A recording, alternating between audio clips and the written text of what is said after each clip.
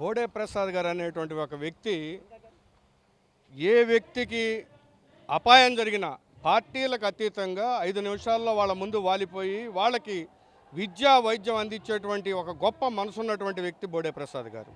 అదేవిధంగా తనని నమ్ముకున్నటువంటి వ్యక్తులను కానీ, తను నమ్ముకున్న జెండాని కానీ నమ్ముకున్న వ్యక్తుల్ని ఎటువంటి పరిస్థితుల్లో ఏ కష్టాల్లో ఉన్నా కూడా నిమిషంలో వాలిపోయి తన సొంత కుటుంబ సభ్యుల్లాగా చూసుకునేటువంటి గొప్ప మనసున్నటువంటి వ్యక్తి బోడే ప్రసాద్ గారు. ఇప్పుడు బోడే ప్రసాద్ గారు ఎంత మెజారిటీతోని గెలవాలని మీరు అనుకుంటున్నారు?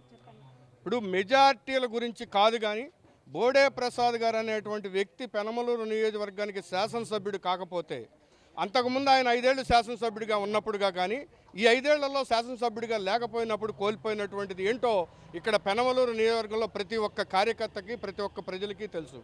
కాబట్టి శాసనసభ్యుడిగా అతను ఉంటే ఆ రోజు సుమారు 30 కోట్ల చిల్లర సీఎంఆర్ఎఫ్ ఫండ్లు తీసుకొచ్చి మా పార్టీలకు అతీతంగా కూడా ఎంతోమందికి వైద్యం అందించినటువంటి గొప్ప మనసు ఉన్నటువంటి వ్యక్తి, తన సొంత నిధులతోటి నిరుపేదలకు బుక్స్ పంపిణీ చేసినటువంటి వ్యక్తి బోడే ప్రసాద్ గారు. అట్లాగే ఎవరికన్నా స్వయం ఉపాధి కల్పించడం కోసం ఎన్నోటువంటి ఇప్పుడు పుస్తకాలు కానివ్వండి, లేకపోతే చైర్స్ కానివ్వండి, కుర్చీలు కానివ్వండి, లేకపోతే తోపుడు బళ్ళు కానివ్వండి, వృత్తి చేసుకునే వాళ్ళకి తోపుడు బళ్ళు కానివ్వండి, లేకపోతే నడవలేని వాళ్ళకి వీల్ చైర్స్ కానీ ఎన్నో ప్రొవైడ్ చేసినటువంటి వ్యక్తి. ఇయే కాకుండా తను ప్రతి ఆదివారం మెడికల్ క్యాంపు పెడుతూ ఎంతోమందికి సేవ చేసినటువంటి వ్యక్తి బోడే ప్రసాద్ గారు.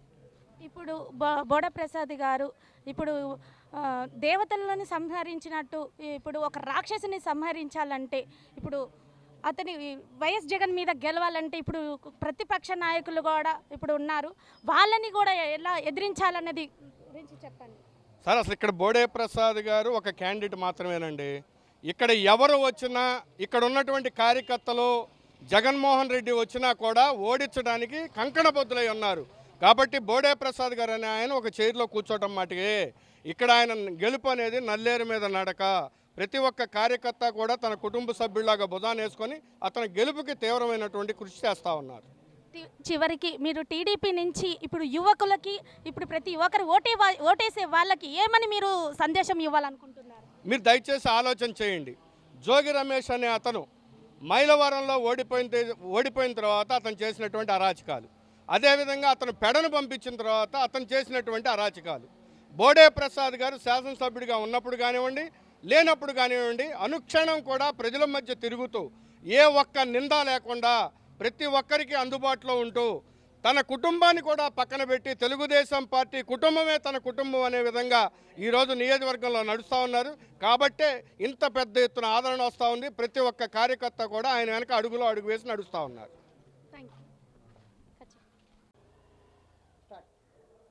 Welcome to V five news. నేను మీ శౌర్యారెడ్డి.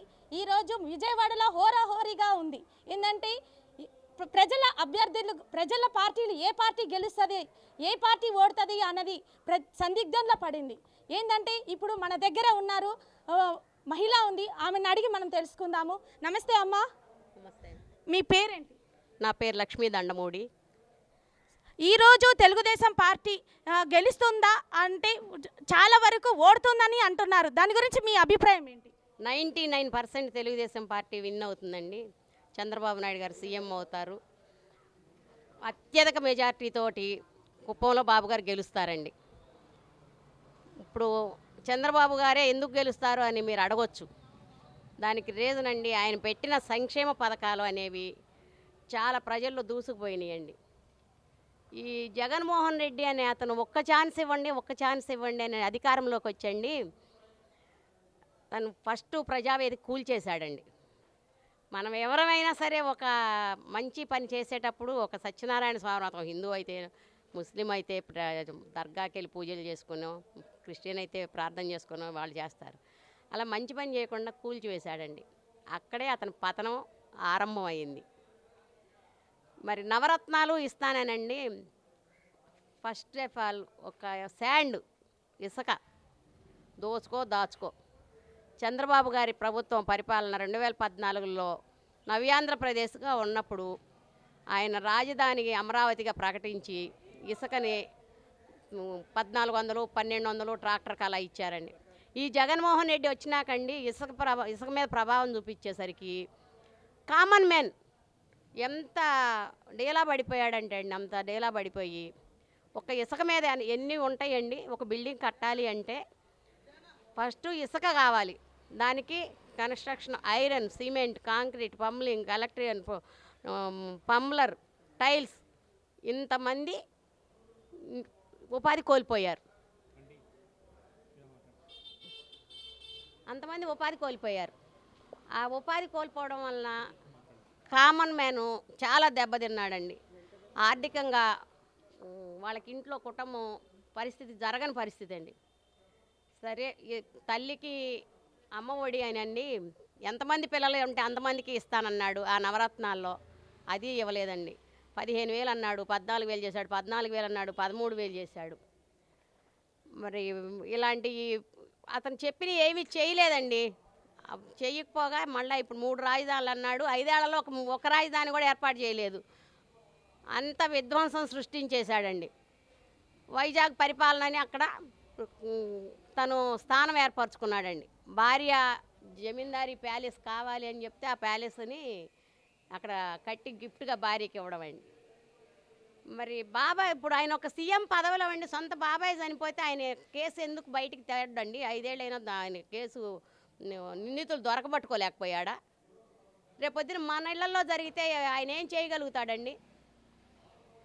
అమరావతిని రాజధానిగా చేయలేదు, పోలవరం 72 అయ్యింది, మిగిలింది కంప్లీట్ చేయలేదు.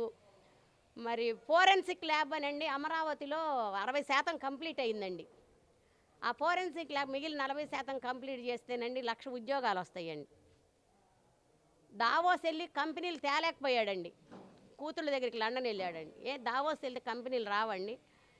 పోనీ నువ్వు తేలేకపోయావు, ఇక్కడ ఉన్న కంపెనీలు అమర్ రాజా అని పొల్యూషన్ పేరుతో ఇన్ని రోజులు లేని పొల్యూషను, గల్లా జయదేవ్ గారి అమర్ రాజా బ్యాటరీస్ పొల్యూషన్ అని అతని మీద కేసులు పెట్టి అతన్ని నానా బాధలు హింసలు పెడితే, బాబు ఈ ఆంధ్రప్రదేశ్లో నేను తట్టుకోలేను అని అతను వెళ్ళిపోయాడండి. అంటే కంపెనీలు వస్తే మనకి ఇన్కమ్ వస్తుందండి. ఇప్పుడు ఒక కంపెనీ రావాలంటే వాళ్ళకి ఎలక్ట్రిక్ కరెంటు చూపించాలి, వాటర్ చూపించాలి, ట్రాన్స్పోర్టేషన్ రోడ్లు చూపించాలండి. నువ్వు రైతులకే కరెంట్ సరిగా ఇవ్వవు, అలాంటి కంపెనీలకి నువ్వు కరెంట్ ఏమిస్తావు? పవర్ ఇవ్వలేవు కదా. రోడ్లు ట్రాన్స్పోర్టేషన్ లేదు, పోర్టులు లేవు, ఎయిర్లైన్స్ లేవు. ఏం చేసావని నీకు కొత్త కంపెనీలు వస్తాయి?